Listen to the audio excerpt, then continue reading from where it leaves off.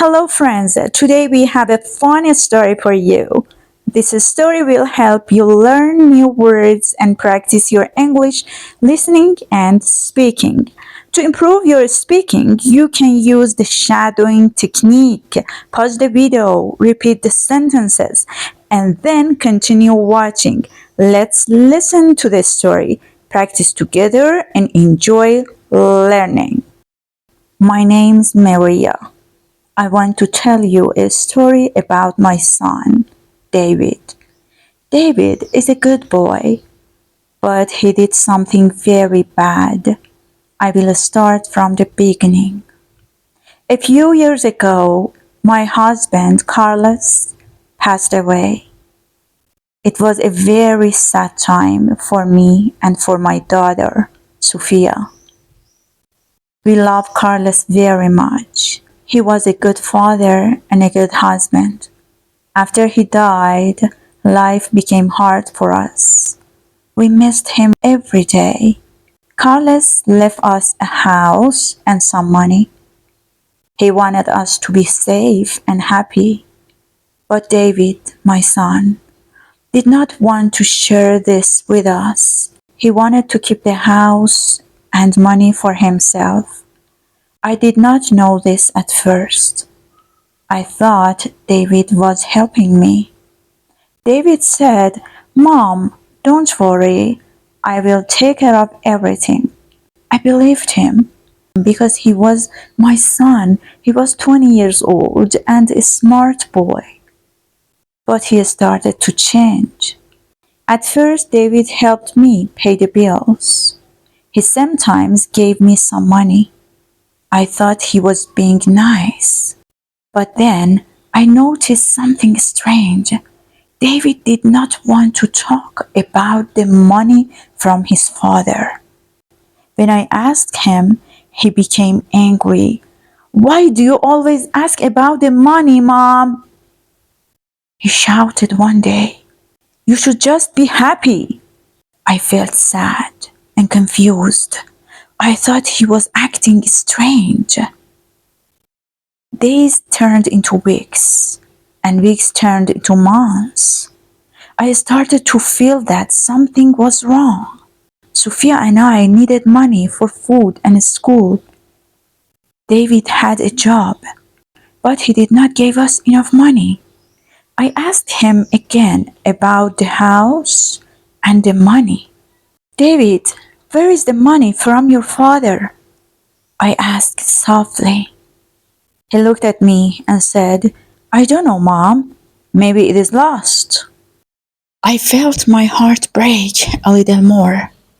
Why was my son lying to me? One day, I found a letter in David's room. It was from a lawyer. The letter said that Carlos left a lot of money for me and Sophia. My heart raced. I could not believe it. David knew about this money all the time. I went to David and said, "Why did you lie to me? The lawyer says we have money." David's face turned red. He looked scared. "I wanted to protect you," he said. "I thought you would be sad if you knew." But I was not sad. I was angry. How could he keep this from me? How could he keep the money from his sister? Sophia was only 15 years old. She needed things for school and friends. I wanted to give her a good life. But David took that away from us. I cried that night, feeling lost and alone. After that day, things were different in our house. David did not talk to me or Sophia much. He spent more time with his friends. I felt like I lost my son too. One evening, I sat down with Sophia. We talked about everything that happened. "Mom," she said softly, "I miss my dad so much, but we have each other." Her words made me feel better. Then one day something changed in David. He came home looking sad. He sat down with us and said, I'm sorry for lying to you both.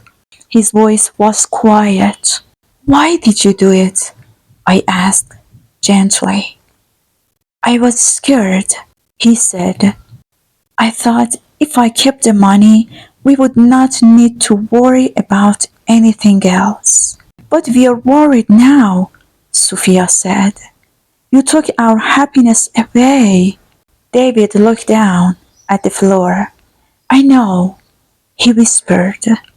I want to make it right. That night, we talked for hours. David promised to share the money with us and help us fix our lives again. He realized that family is more important than money. Slowly, things got better in our home. David helped us pay the bills and buy food. He even saved money for Sophia's school supplies. We started to laugh again and spend time together as a family. One day, we decided to go to a park together. It was a beautiful sunny day. We played games and ate ice cream. For the first time in a long time, we were happy. David learned that lying does not help anyone. He learned that being honest is important in a family. We all hugged each other that day in the park. Now we live together happily again in our house that Carlos left for us. We remember Carlos every day with love. My son is not perfect, but he's learning to be a better person, and that's enough for me. Every night before bed, we say thank you for our family and our love, because that is what truly matters in life. And every night before bed, we gather together, sharing stories about Carlos, laughing at the memories, and sometimes shedding a tear. It reminds us that love is stronger than any challenge we face. David has taken on more responsibility since that difficult time. He works hard at his job and even helps Sophia with her homework. They have developed a bond that I cherish deeply. One evening, as we sat around the dinner table, David surprised us with a special meal he had prepared. I wanted to do something nice for you both. As we ate, the conversation flowed easily, filled with laughter and stories. It felt like old times, and I realized how far we had come. David was no longer just my son. He was becoming a man of compassion. One day Sophia approached me with an idea. Mom, why don't we start a little family project? Something to honor Dad. Her eyes sparkled with excitement. I loved the idea and encouraged her to share it with David.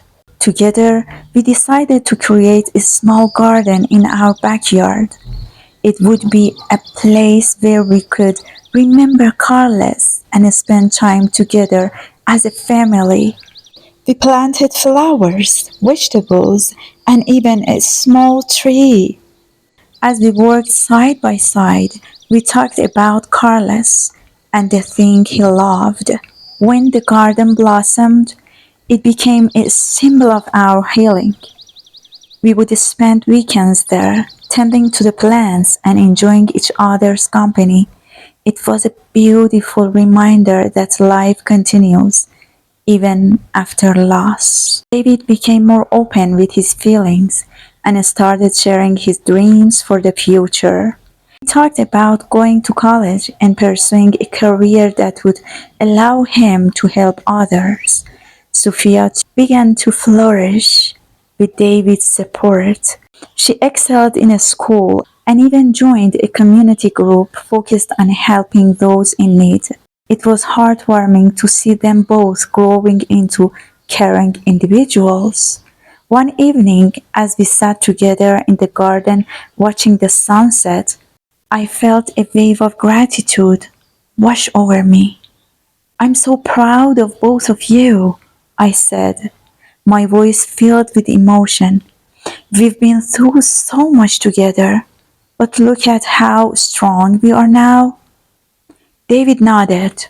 I learned that family is everything, Mom. Sophia added, and we'll always remember Dad, no matter what. In that moment, I knew that despite the hardship we faced, our love for each other had only grown stronger. We were building a new life together, one filled with hope, understanding, and resilience. And so, as the stars began to shine, we sat together in silence. Life may not always be easy, but as long as we had each other, I knew we could face everything that came our way. Every night before bed, we hold hands and say what we are grateful for. It's a small gesture, but one that connects us deeply. In our hearts, Carlos will always be with us, guiding us, loving us, and reminding us of the importance of family above all else.